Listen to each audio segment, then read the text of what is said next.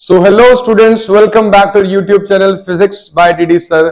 लेके आए हैं बेटा आपके लिए एक और इंपॉर्टेंट डेरिवेशन। टॉपिक का नाम रहेगा आपके सामने है electric field intensity due to a uniformly charge insulating solid sphere. इससे पिछले जो हमने डेरिवेशन करी थी बेटा, वहां पर भी स्फीयर था, लेकिन वहां पर थिन स्फेरिकल शेल था, यानी कि जो अंदर से खाली था, जो सारा चार्ज था वो उसके सरफेस पर एग्जिस्ट कर रहा था। लेकिन आज की वीडियो अलग रहेगी। यहां पर जो स्फेयर है वो आपके पास एक सॉलिड स्फेयर है जिसके अंदर भरा हुआ है चार्ज क्यू। तो उसकी वजह से आपको क्या निकालना है? नेट इलेक्ट्रिक फील्ड निकालना है। तो यहां पर हमारे पास बेसिकली चार इंपॉर्टेंट स्टेप्स रहेंगे। पहला स्टेप रहेगा कि जिस पॉइंट पर मुझे इलेक्ट्रिक फील्ड निकालना है वो पॉइंट रहेगा बेटा आपका सरफेस के बाहर, यानी कि स्फेयर से दूर। सेकंड जो आपका पॉइंट जिस पर हम इलेक्ट्रिक फील्ड कैलकुलेट करना रहेगा वो रहेगा इस स्फेयर के सरफेस पे। तीसरा रहेगा अगर वो पॉइंट लाई करता है इनसाइड द स्फेयर। और चौथा रहेगा इफ द पॉइंट पी जहां पर मेरे को इलेक्ट्रिक फील्ड निकालनी है वो एग्जिस्ट करता है इस सॉलिड स्फेयर के सेंटर पे। यहां पर हमें इस्तेमाल करना है गॉस थ्योरम का, और गॉस थ्योरम का आपको अभी तक फॉर्मूला याद हो गया होगा। Surface integral of E vector dot ds vector is equal to net charge enclosed by the Gaussian surface divided by epsilon naught। तो आपके पास ये बेसिक फॉर्मूला है गॉस थ्योरम का। इसका इस्तेमाल करते हुए हम क्या करेंगे बेटा? नेट इलेक्ट्रिक फील्ड कैलकुलेट करेंगे। हमारे पास टॉपिक का नाम है electric field due to uniformly charge insulating solid sphere, जिसमें पहला हम कैलकुलेट करेंगे एक ऐसे पॉइंट पे जो कहां लाई करता है? Outside the solid sphere. तो बेटा मान लेते हैं ये मेरे पास एक सॉलिड स्फीयर है जिसका सेंटर O है और जिसका रेडियस कैपिटल R है, और ये पूरा का पूरा ये स्फीयर पूरा का पूरा अंदर से भरा हुआ है किस चीज से बेटा? चार्ज से। और ये स्फीयर क्या है बेटा? इंसुलेटिंग स्फीयर है, कंडक्टिंग सॉलिड स्फीयर नहीं है। क्योंकि जब हम किसी कंडक्टर को चार्ज प्रोवाइड करते हैं तो वो चार्ज ऑटोमेटिकली उसके सरफेस पे आता है, जो हम आगे जाके फर्दर स्टडीज करेंगे। Behaviour of conductors in uniform electric field, वहां पर हम पढ़ते हैं कि अगर कोई कंडक्टिंग बॉडी है आप उसको जितना भी चार्ज दोगे वो कभी भी उसके अंदर रिजाइड नहीं कर सकता, वो सारा चार्ज सरफेस पे आ जाता है। तो इसलिए हमने कंडक्टिंग स्फीयर नहीं लिया, क्योंकि अगर मैं यहाँ पर कंडक्टिंग स्फीयर लेता, कोई मेटल बॉडी का स्फीयर लेता, तो वो सारा का सारा चार्ज इसके सरफेस पर आ जाता। लेकिन हमने यहां पर इंसुलेटिंग सॉलिड स्फीयर लिया है, एक ऐसा सब्सटेंस जो इंसुलेटर होता है, जहां पर आप जितना भी चार्ज दोगे वो सारा का सारा अंदर एग्जिस्ट रहेगा। इतनी बात होप आप सबको समझ में आई होगी। तो स्टार्ट करते हैं। ये मेरे पास एक सॉलिड स्फीयर है जिसमें जो चार्ज रहेगा वो क्यू रहेगा। इस सॉलिड स्फीयर के अंदर जो चार्ज रहेगा बेटा वो कितना रहेगा? क्यू रहेगा। इतनी बात समझ में आई। अब अगर आप सोच रहे हो कि ये जो मैंने बाहर व्हाइट कलर का जो सर्कल बनाया है ये मैंने गॉसियन सरफेस बनाया, अभी आगे बताएंगे। स्फीयर आपको दिख रहा है कैपिटल R रेडियस का सॉलिड स्फीयर है। मान लीजिए इस सॉलिड स्फीयर के अंदर जो टोटल चार्ज इनक्लोज्ड है वो कितना है? क्यू है। सिंपल सी बात। अब यहां पर जब हमने पहली डेरिवेशन करी थी, इलेक्ट्रिक फील्ड निकाली थी ड्यू टू कि किसी वायर के ऊपर चार्ज है, तो वहां पर हमने लैम्डा स्टडी किया था, चार्ज पर यूनिट लेंथ। जो हमने किसी शीट की वजह से निकाली तो वहां पर भी चार्ज सरफेस पे डिस्ट्रीब्यूटेड था, तो हमने किया था सरफेस चार्ज डेंसिटी सिग्मा। इतनी बात समझ में आई। जब हमने थिन स्फेरिकल शेल के केस में करा तब भी सारा का सारा चार्ज सरफेस पे था, सरफेस एरिया पे था, तो वहां पर भी हमने क्या करा था? Surface charge density. लेकिन इस बार ना तो लीनियर चार्ज डेंसिटी कंसिडर करेंगे ना ही सरफेस चार्ज डेंसिटी, बल्कि आपकी जो थर्ड चार्ज डेंसिटी आती है वॉल्यूम चार्ज डेंसिटी, उसको कंसिडर करेंगे। वॉल्यूम चार्ज डेंसिटी, तो suppose this solid sphere is having charge Q, और यहां पर वॉल्यूम चार्ज डेंसिटी पढ़ना है तो सपोज करते हैं वॉल्यूम ऑफ स्फीयर कितनी होती है? वॉल्यूम ऑफ स्फीयर जिसके अंदर चार्ज भरा हुआ है तो उसका फॉर्मूला क्या होता है? 4/3 पाई आर क्यूब। रेडियस कितना है? Capital R। 4/3 pi are cube. इतनी बात समझ में आई। अब यहां पर मेरे को नई टर्म जो बताई है वो क्या है? रो, जिसका मतलब आपको बताया गया है वॉल्यूम चार्ज डेंसिटी, यानी कि चार्ज पर यूनिट वॉल्यूम होता है। तो यहां से अगर मैं रो का फॉर्मूला देखूं तो चार्ज मेरे पास क्यू है और वॉल्यूम कितनी रहेगी? 4/3 पाई आर क्यूब। तो ये आपको आगे इसकी जरूरत पड़ेगी। तो आपके पास जो डेंसिटी आई है, चार्ज डेंसिटी आई है, लीनियर चार्ज नहीं है, सरफेस चार्ज नहीं है, क्या है बेटा, वॉल्यूम चार्ज डेंसिटी है रो। अब रो की वैल्यू आई है Q upon 4/3 pi are cube. Rho की वैल्यू पूरे स्फेयर के लिए कांस्टेंट रहेगी। आप कोई भी छोटा हिस्सा भी अगर यहां से उठाओगे, इस वॉल्यूम का अगर आप कोई छोटा हिस्सा भी उठाओगे तो वहां पर रो की वैल्यू क्या रहेगी, सेम रहेगी। कितनी, Q/4/3 पाई आर क्यूब। कहीं से भी आप इस सॉलिड स्फेयर में कहीं से भी कोई भी वॉल्यूम उठा लीजिए, जो रो की वैल्यू है बेटा वो क्या रहेगी, सेम रहेगी। तो करते हैं स्टार्ट बेटा। हमारा पहला पॉइंट कि हमें इलेक्ट्रिक फील्ड निकालनी है। क्या निकालनी है बेटा, इलेक्ट्रिक फील्ड निकालनी है। कौन से पॉइंट पे, at a point outside the solid sphere. तो मैं इस स्फेयर से आउटसाइड कोई पॉइंट लेता हूं। तो मान लेते हैं मैंने पॉइंट लिया, ये पॉइंट लिया P। क्या लिया बेटा, ये पॉइंट P। इस पॉइंट पर मुझे, ये पॉइंट P बाहर लाई कर रहा है स्फेयर के, बिल्कुल सही बात है। इस पॉइंट पर मुझे क्या निकालनी है, नेट इलेक्ट्रिक फील्ड। लेकिन इस्तेमाल किसका करना है, गॉस थ्योरम का। गॉस थ्योरम का इस्तेमाल करने के लिए आपको एक गॉसियन सरफेस ड्रॉ करना होता है। तो ये वो जो व्हाइट लाइन मैंने ड्रॉ करी है, इसको आप डॉटेड भी ड्रॉ कर सकते हो। ये मैंने ड्रॉ कर दिया गॉसियन सरफेस। पिछली वीडियो में भी आपको बताया था कि अगर आपके पास कोई स्फेरिकल चार्ज बॉडी है तो उसका गॉसियन सरफेस क्या बनेगा, एक स्फेयर बनेगा। इतनी बात समझ में आई। तो ये पॉइंट P पर मुझे क्या निकालनी है, इलेक्ट्रिक फील्ड इंटेंसिटी। तो इस पॉइंट P को थ्रेड करते हुए बेटा मैंने क्या ड्रॉ कर दिया, गॉसियन सरफेस।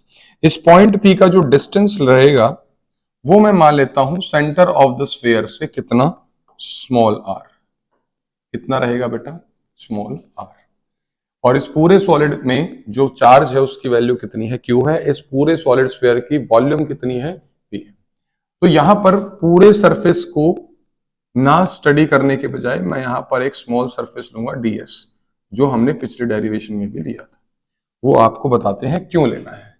तो अप्लाई करना है मेरे को गॉस थ्योरम। गॉस थ्योरम क्या कहता है, surface integral of E vector dot ds vector is equal to net charge enclosed by the Gaussian surface by epsilon naught. इतनी बात समझ में आ। तो अब मुझे क्या लेना है, ds। और ये जो ds लेते हैं हम गॉसियन सरफेस पे लेते हैं। तो ये मेरे पास गॉसियन सरफेस है। यहां पर मैंने स्मॉल ds ले लिया, ये वाला हिस्सा। और यहां पर इलेक्ट्रिक फील्ड की डायरेक्शन भी पता करनी है। Electric field due to positive charge हमेशा क्या होता है बेटा, रेडियली आउटवर्ड होता है। तो ये डायरेक्शन आ गई इलेक्ट्रिक फील्ड इंटेंसिटी की, क्योंकि अंदर जो चार्ज रहेगा वो सारा का सारा मान लेते हैं पॉजिटिव चार्ज है। इतनी बात समझ में आई कि इलेक्ट्रिक फील्ड की जो डायरेक्शन है मेरे पास ये आ गई। अब मेरे को एरिया वेक्टर की डायरेक्शन पता करनी है, ds। ये स्मॉल सरफेस मैंने क्या बताया बेटा, ये स्मॉल सरफेस क्या ले लिया, ds। इसका एरिया वेक्टर देखो, कोई भी एरिया वेक्टर क्लोज फिगर में हमेशा कैसे लिया जाता है, सरफेस के परपेंडिकुलर, सरफेस के परपेंडिकुलर, और इस तरीके से आउटवर्ड लेना है, ds वेक्टर। इतनी बात समझ में आई। तो यहां पर बेटा हम ऑब्जर्व करेंगे कि जो इलेक्ट्रिक फील्ड इंटेंसिटी है और जो सरफेस एरिया वेक्टर है वो दोनों क्या है बेटा, एक ही डायरेक्शन में एक्ट कर रहे हैं। तो अगर बात यहां पर आती है तो यहां पर डॉट प्रोडक्ट हटके क्या लग जाएगा बेटा, EDS cos थीटा, और 0 डिग्री यहां पर लगाओगे, क्योंकि इलेक्ट्रिक फील्ड और ds vector they both are acting in same direction. Is equal to net charge enclosed. कितना नेट चार्ज इनक्लोज है, जितना सॉलिड के पास था, जितना इस स्फीयर के पास चार्ज था वो इस गॉसियन सरफेस ने सारा का सारा क्या कर लिया, इनक्लोज कर दिया। तो नेट चार्ज इनक्लोज क्यों रहेगा, बाय एप्सिलॉन नॉट। होप आप सबको इतनी बात समझ में आई होगी। अब cos 0 की वैल्यू आप सबको पता है कितनी होती है, 1। तो इसका काम यहीं पर खत्म। अब बात करते हैं integration of EDS। Electric field uniform रहेगी। ऑलरेडी आपको बता चुके हैं कि इलेक्ट्रिक फील्ड यूनिफॉर्म क्यों रहती है बेटा, क्योंकि गॉसियन सरफेस की प्रॉपर्टी होती है कि गॉसियन सरफेस के किसी भी पॉइंट पर जो इलेक्ट्रिक फील्ड रहेगी वो क्या रहेगी, कांस्टेंट। तो इंटीग्रेशन किसका होगा, सिर्फ ds का, बराबर क्या चलेगा बेटा, Q बाय एप्सिलॉन। इतनी बात समझ में आ गई। यहां पर इलेक्ट्रिक फील्ड को मैंने बाहर क्यों निकाला, क्योंकि गॉसियन सरफेस पे इलेक्ट्रिक फील्ड क्या होती है, यूनिफॉर्म होती है, या फिर कांस्टेंट होती है। कहां पर? On Gaussian surface. ये प्रॉपर्टी है गॉसियन सरफेस की। अब बात आके रुकती है इंटीग्रेशन ऑफ डीएस। अब ये डीएस है, ये सारा डीएस यहां पर अगर मैं और डीएस ले लूं, यहां पर गॉसियन सरफेस को अगर मैं पूरे तरीके से कवर कर दूं, सारे डीएस को इकट्ठा कर दूं, तो मेरे पास क्या आ जाएगा बेटा? मेरे पास आ जाएगा surface area of Gaussian surface. यहां पर वॉल्यूम नहीं आएगी, गॉसियन सरफेस तो सरफेस वाली प्रॉपर्टी लगेगी, surface area of Gaussian surface, जो क्या होता है? सरफेस एरिया ऑफ स्फीयर होता है 4 पाई रेडियस का स्क्वायर। अब रेडियस क्या रहेगा? गॉसियन सरफेस का रेडियस, ये गॉसियन सरफेस है, इसका रेडियस क्या है बेटा? Small r. तो यहां पर लग गया 4 पाई आर स्क्वायर। तो यहां पर मैं इसकी वैल्यू पुट करता हूं, electric field multiplied by 4 pi r square is equal to q by epsilon. मेरे को वैल्यू किसकी कैलकुलेट करनी है? ए की। तो ये q by epsilon not as it is, और ये जो डिवाइड में, सॉरी मल्टीप्लाई में है, ये 4 पाई आर स्क्वायर इधर जाके नीचे आ जाएगा 4 पाई आर स्क्वायर। तो इतनी इलेक्ट्रिक फील्ड उस पॉइंट पी पर बनेगी, इतनी इलेक्ट्रिक फील्ड उस पॉइंट पी पर बनेगी। कितनी बनेगी? मैं इसको बिल्कुल लिख सकता हूं 1/4 pi epsilon not q by में आर का square. So this much amount of electric field, this much amount of electric field is developed at point P if it lies outside the solid sphere। और यही value आती है, ये भी ध्यान रखना है, यही वैल्यू आती है अगर आपके पास शेल कैसा होता? Thin spherical shell. इतनी बात समझ में आई? डायरेक्शन बतानी है तो डायरेक्शन क्या होगा? यहां पर सारा पॉजिटिव है तो बाहर की तरफ होगा, तो इस डायरेक्शन को मैं आर कैप मान लेता हूं। तो मैं यहां पर क्या लिख दूंगा? R cap. इतनी बात समझ में आई? ये इलेक्ट्रिक फील्ड उतनी ही आई है जितनी एक थिन स्फेरिकल शेल के केस में हमने पिछले वीडियो में करी थी। इतनी बात समझ में आई? और एक बात आपको पता है कि कोई भी पॉइंट चार्ज, फॉर एग्जांपल यहां पर एक पॉइंट चार्ज क्यू है और मैं कुछ डिस्टेंस आर पर पॉइंट पी पर इलेक्ट्रिक फील्ड अगर कैलकुलेट करूंगा, ये point charge q at a distance r, point p calculate करूंगा, तो पॉइंट चार्ज कैसे? इलेक्ट्रिक फील्ड का फॉर्मूला यही होता है 1/4 pi epsilon not source charge q by कितना डिस्टेंस? आर का स्क्वायर। अगर आप ध्यान से देखो तो इलेक्ट्रिक फील्ड इस केस में जब पॉइंट लाई कर रहा है आउटसाइड द शेल उतनी ही आ रही है जितनी एक पॉइंट चार्ज की से आ रही है। सिमिलर जैसे पिछले तरीके से कि electric field intensity in this case इस तरीके से आ रही है कि मानो सारा चार्ज कहां पे रखा है? इसके सेंटर पे रखा है, क्योंकि ये सारा चार्ज उसके अंदर भरा हुआ है। अगर वो मैं पॉइंट ओ पर एज्यूम कर लेता, क्यू पर, और क्यू की वजह से पॉइंट पी पर इलेक्ट्रिक फील्ड निकालता, जो एक सिंपल तरीके से हम करते हैं कि किसी भी पॉइंट चार्ज की जैसे डिस्टेंस आर पे इलेक्ट्रिक फील्ड इतनी होती है, तो मान ले कि यहां पर जो इलेक्ट्रिक फील्ड की वैल्यू आ रही है सॉलिड स्फीयर की जैसे पॉइंट पी पे, वो इस तरीके से आ रही है बेटा। मान लो सारा चार्ज सॉलिड सरफेस के अंदर भरा नहीं हुआ, बल्कि कहां है? उसके सेंटर पर है। तो ये आपकी यहां पर भी आप ये चीज अभी लिखोगे, मैं इसको लिखवा देता हूं तरीके से। इतनी बात समझ में आई? तो यहां पर जो इलेक्ट्रिक फील्ड आ रही है बेटा, E is equal to 1/4 pi epsilon not q by r square, ये उतनी ही आ रही है मान लो सारा चार्ज कहां रखा है? Centre of the sphere. तो इसको लिखते हैं the electric field intensity due to a charge solid sphere at a point outside the surface, outside the sphere is such that if whole of the charge were concentrated at the center of solid sphere। तो बिल्कुल सही बात है कि जब point P surface के बाहर लाई कर रहा है, तो सरफेस के बाहर पॉइंट P पर जो इलेक्ट्रिक फील्ड आ रही है वो ऐसी आ रही है कि मानो सारा का सारा चार्ज कहां है? उसके सेंटर पर कॉन्सेंट्रेटेड है। तो इतनी बात होप आप सबको समझ में आई होगी। तो इलेक्ट्रिक फील्ड इंटेंसिटी कितनी आती है बेटा? 1/4 pi epsilon not q by r square if point P is lying outside the sphere. Hope समझ में आई होगी। अब बात करते हैं हम सेकंड केस की। सेकंड केस में जो पॉइंट है वो कहां लाई करेगा बेटा? On the surface of solid sphere. यानी कि जिस पॉइंट पर मेरे को इलेक्ट्रिक फील्ड कैलकुलेट करनी है वो पॉइंट बेटा कहां लाई करेगा? सरफेस पर, सॉलिड स्फीयर के सरफेस पर। तो मान लेते हैं कि मेरे पास ये पॉइंट P है जहां पर मुझे क्या निकालनी है, इलेक्ट्रिक फील्ड।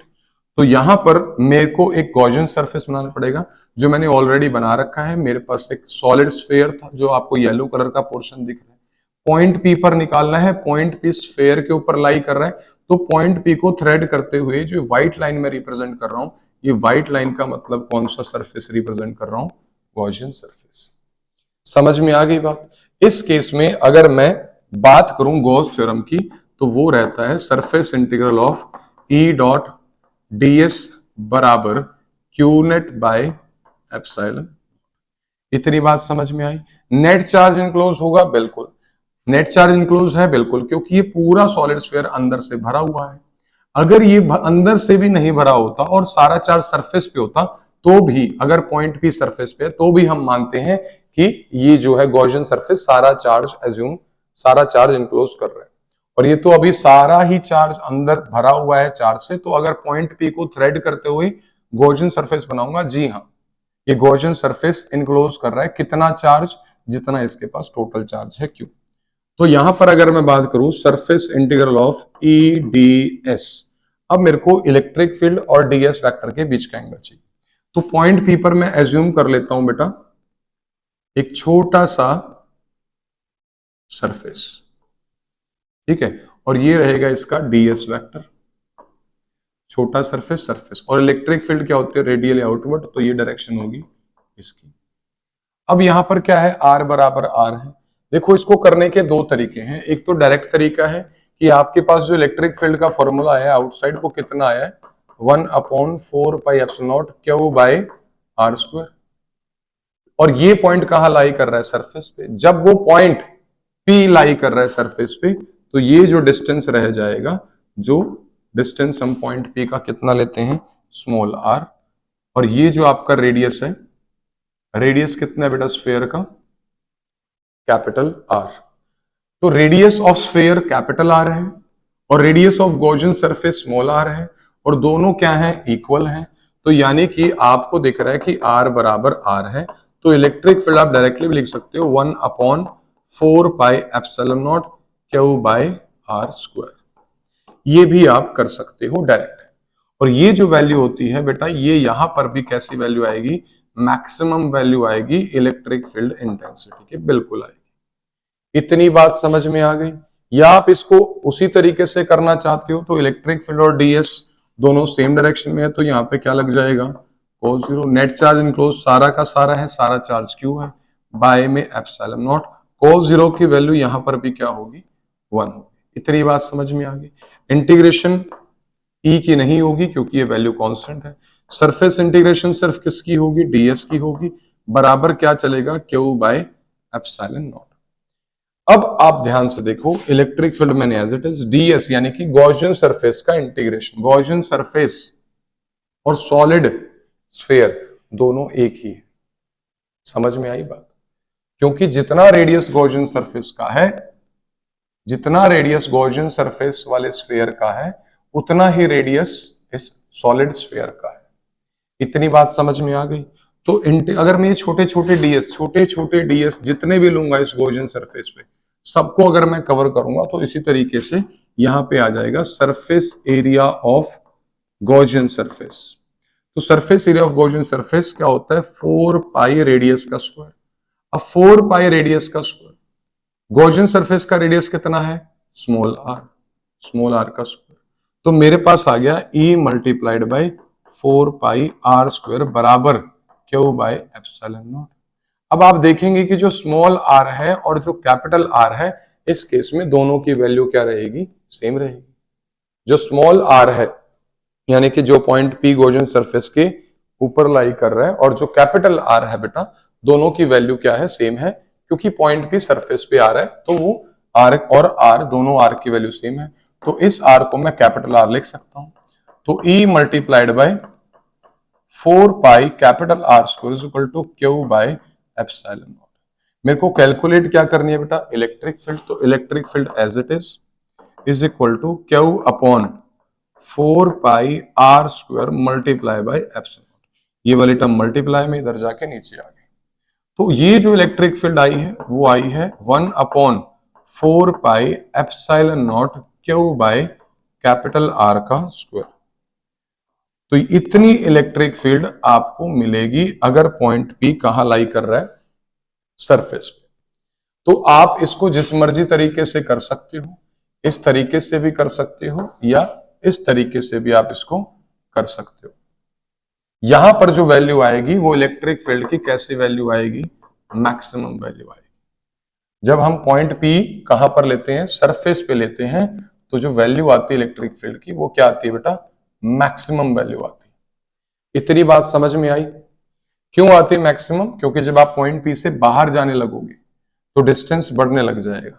डिस्टेंस बढ़ने लग जाएगा तो क्या होगा, आर की वैल्यू क्या होती जाएगी, बढ़ती जाएगी, तो इलेक्ट्रिक फील्ड की वैल्यू कम होती जाएगी।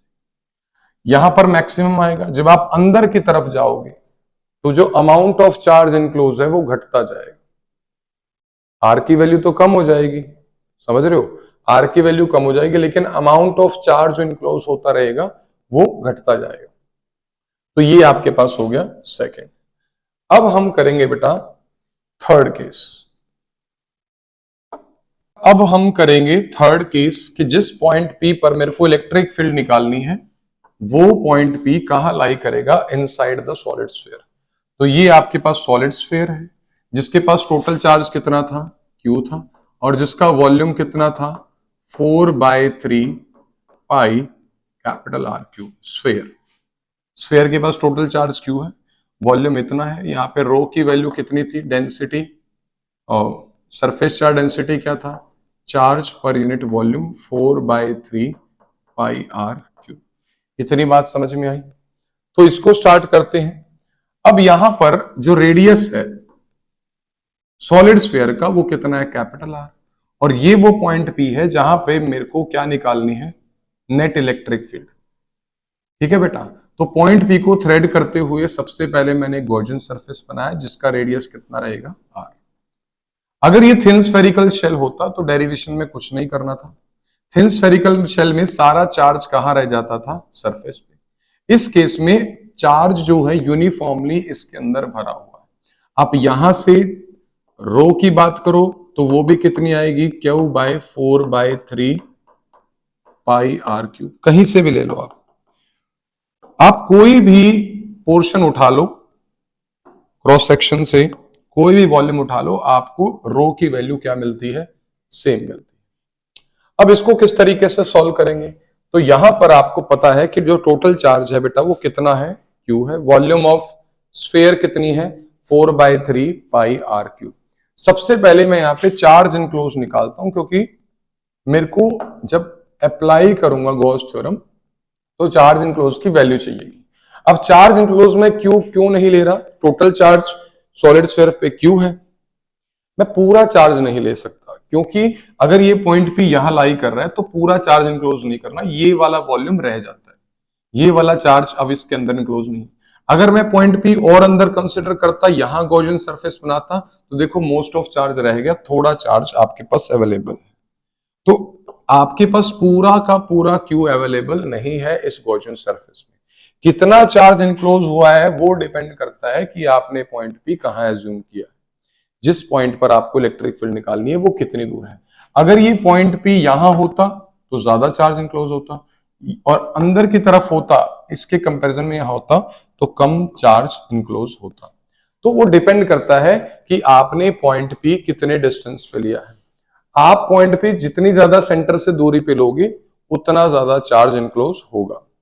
ठीक है, बात समझ में आई? तो हम अभी हमारे पास चार्ज इनक्लोज क्यों तो नहीं होगा कि जितना चार्ज है वो सारा का सारा मैं ले लूं। तो charge enclosed bye Gaussian surface आपको सबसे पहले कैलकुलेट करना है। ठीक है बेटा, तो आपको पता है वॉल्यूम चार्ज डेंसिटी रो किसके इक्वल होता है, चार्ज पर यूनिट वॉल्यूम। तो यहां से अगर मैं चार्ज की बात करूं, चार्ज कितना आएगा, तो क्या आएगा, surface charge density multiplied by volume. इतनी बात समझ में आ गई। चार्ज किसके होगा, volume charge density rho multiplied by volume. Volume किसका रहेगा, वॉल्यूम ऑफ गॉसियन सरफेस। क्योंकि मेरे को charge enclosed bye Gaussian surface निकालना है। तो मान लो कि जो charge enclosed bye Gaussian surface है वो मैं क्या मान लेता हूं, क्यू डैश, क्योंकि टोटल चार्ज कितना है, क्यू। तो चार्ज इनक्लोज कितना आ गया, क्यू डैश। अब ये क्या है, रो का मतलब क्या बताया था बेटा, वॉल्यूम चार्ज डेंसिटी जो फिक्स रहती है। अभी बताया था आपको, ये आपकी वैल्यू फिक्स है, इसकी वैल्यू पूरी डेरिवेशन में कितनी रहेगी, q by 4/3 pi capital r cube multiplied by volume of Gaussian surface. ये आपका गॉसियन सरफेस है, इसका वॉल्यूम पता करना है। अभी यहां पे सरफेस एरिया की बात नहीं करनी, यहां पे लिखा हुआ है वॉल्यूम ऑफ गॉसियन सरफेस। अगर मैं अभी तक गॉस थ्योरम पे पहुंचता, गॉस थ्योरम में जब इंटीग्रेशन डीएस करते हैं तो वहां पे surface area of Gaussian surface आता है। यहाँ पे फॉर्मूले में क्या है, वॉल्यूम ऑफ गॉसियन सरफेस। तो गॉसियन सरफेस एक स्फीयर है जिसका वॉल्यूम कितना रहेगा, 4/3 pi small r cube. Hope आप सबको ये बात समझ में आई होगी कि कितना चार्ज इनक्लोज है।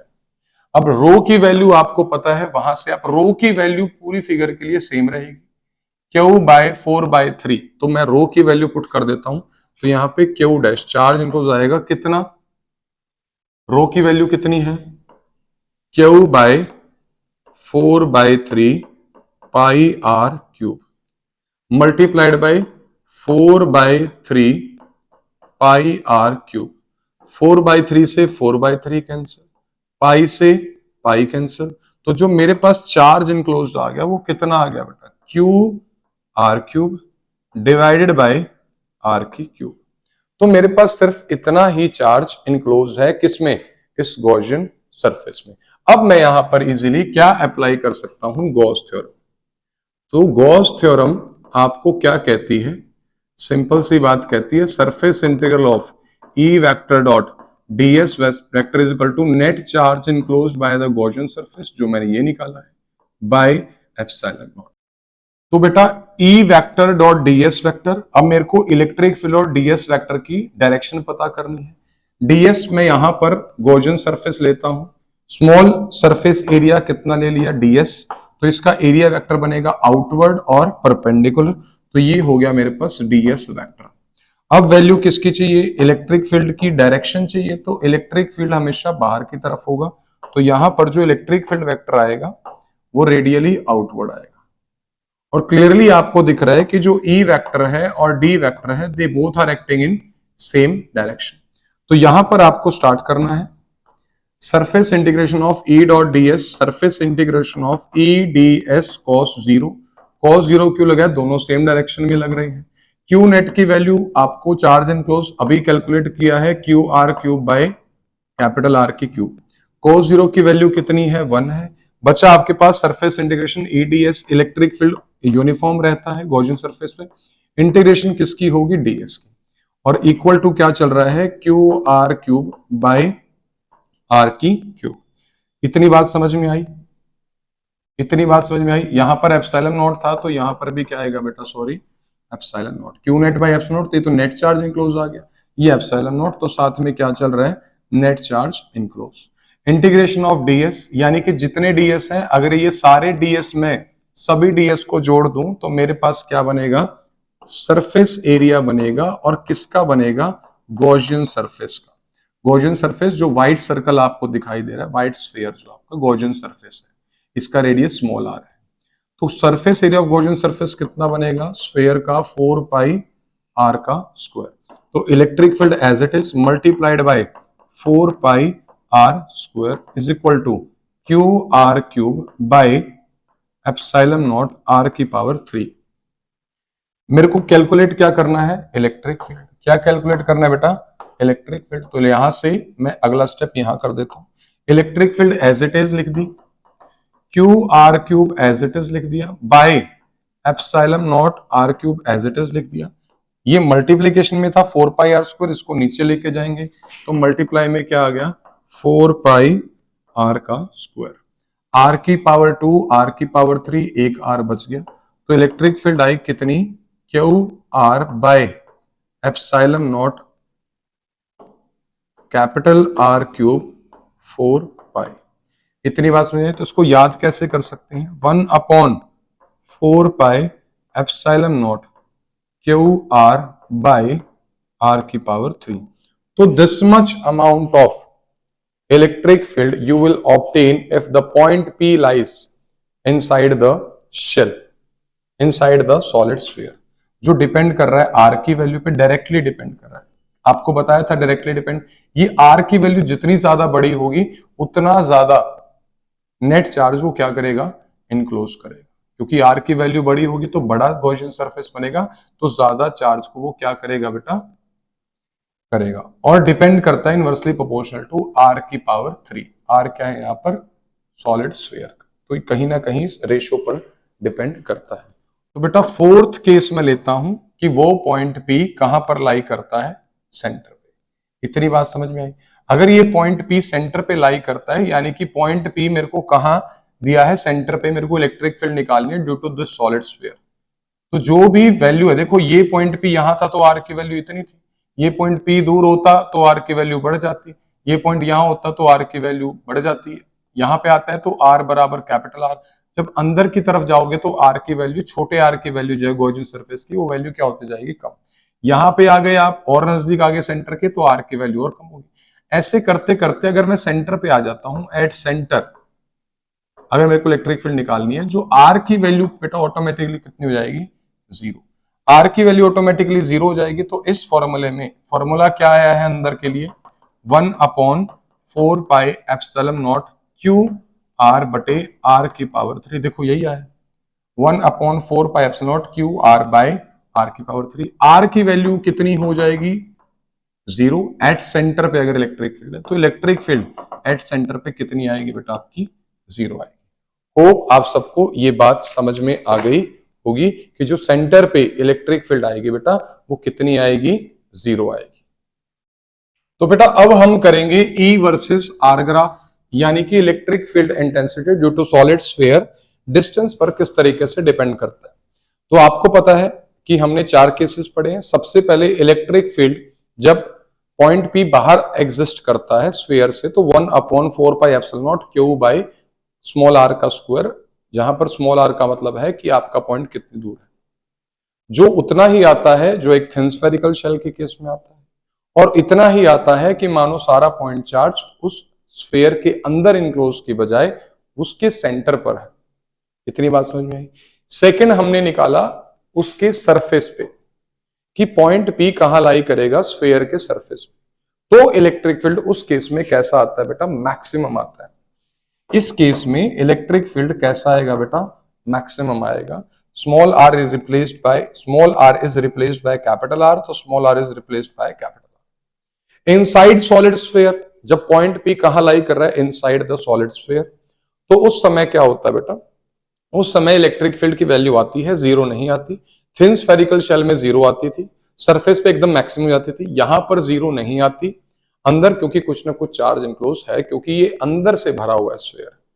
समझ में आई। थिन स्फेरिकल शेल के केस में सारा चार्ज सरफेस पे था, तो कोई भी पॉइंट हम अंदर की तरफ लेते थे शेल के अंदर, तो वहां पर आपका चार्ज इनक्लोज जीरो हो जाता था, तो इलेक्ट्रिक फील्ड जीरो बनती थी। लेकिन यहां पर जब हमने डेरिवेशन की तो हमने देखा जब मैं पॉइंट पी अंदर ले रहा हूं तो कुछ ना कुछ चार्ज में इनक्लोज कर रहा है, तो उसके हिसाब से वैल्यू आई ये। सेंटर पे जब बात करी सेंटर ऑफ सॉलिड स्फीयर पे, तो सेंटर ऑफ सॉलिड स्फीयर पे इस आर की वैल्यू क्या हो जाती है, अंदर जाते जाते जीरो हो जाती है। इतनी बात समझ में आई। तो उसी के बेसिस पे हमें ग्राफ प्लॉट करना है, जिस ग्राफ को हम बोलते हैं E versus R graph for solid sphere. यहां पर आपको याद रखना है कि आपको चारों रीजन रिप्रेजेंट करने हैं। सबसे पहले बात करते हैं, ये मैंने वो स्फीयर मान लिया जो आपके पास सॉलिड स्फीयर है। पॉइंट ओ है, इधर डिस्टेंस आर वेरी कर रहा है, इधर इलेक्ट्रिक फील्ड ई है। जब पॉइंट आपका सेंटर पे है तो इलेक्ट्रिक फील्ड जीरो है। जैसे ही आप सेंटर से सरफेस की तरफ जाओगे तो इलेक्ट्रिक फील्ड यूनिफॉर्मली बढ़ रही है। क्यों बढ़ रही है, क्यों बढ़ रही है, देखो यहां पर आपको दिख रहा है E is directly proportional to R। इस एक्सप्रेशन से दिख रहे कि आप सेंटर से जितना आगे की तरफ जाओगे, जितना बाहर की तरफ जाओगे, R की वैल्यू उतनी बढ़ती रहेगी, और R की वैल्यू के बढ़ने से चार्ज जो इनक्लोज है वो भी बढ़ता है, तो electric field is directly proportional to R। तो ये ग्राफ आपका कुछ इस तरीके से बनेगा। किस तरीके से, इलेक्ट्रिक फील्ड सेंटर पे जीरो है, जीरो पे जब आप आगे की तरफ जाओगे तो आपको ऑब्जर्व होगा कि इलेक्ट्रिक फील्ड बढ़ेगा विद रिस्पेक्ट टू आर। ठीक है, जाते जाते जब आप सरफेस पे पहुंच गए तो उस समय पे इलेक्ट्रिक फील्ड कितना होता है, मैक्सिमम, और जिसकी वैल्यू मान लो पॉइंट ए पर जो इलेक्ट्रिक फील्ड की वैल्यू होगी वो होगी 1/4 pi epsilon not q by r का स्क्वायर। और ये वैल्यू कैसी वैल्यू होती है बेटा, मैक्सिमम। तो पॉइंट ए पर जो इलेक्ट्रिक फील्ड कितना है, 1/4 pi epsilon not q by r square. और इस रीजन में इलेक्ट्रिक फील्ड कितना बढ़ता रहेगा, इस हिसाब से बढ़ता रहेगा। अब जब आप सरफेस से बाहर जाने लग जाओगे, ये केस देखो, जब आप सरफेस से बाहर जाने लग जाओगे तो आर डिस्टेंस पर कैसे डिपेंड कर रहा है, इनवर्सली प्रोपोर्शनल। तो वो जो ग्राफ है वो आपका इस तरीके से डिप करेगा ऐसे, क्योंकि यहां पर रिलेशन क्या है, E is inversely proportional to 1/r का स्क्वायर। इतनी बात समझ आई। तो स्ट्रेट लाइन में है E is directly proportional to R। Point a पर क्या मिलेगा, इलेक्ट्रिक फील्ड आपको मैक्सिमम। पॉइंट ए के बाद आप चलते रहोगे, पॉइंट ए के बाद जैसे जैसे डिस्टेंस बढ़ता रहेगा, दूर जाते रहोगे स्फीयर से, तो जाहिर सी बात है इलेक्ट्रिक फील्ड की वैल्यू कम होती है। तो बेटा ये था हमारे पास electric field intensity due to solid sphere, जब उसके अंदर चार्ज भरा हुआ है। तो 4 केस हमने कर लिए। होप आप सबको वीडियो समझ में आई होगी। So thank you very much, मिलते हैं नेक्स्ट वीडियो।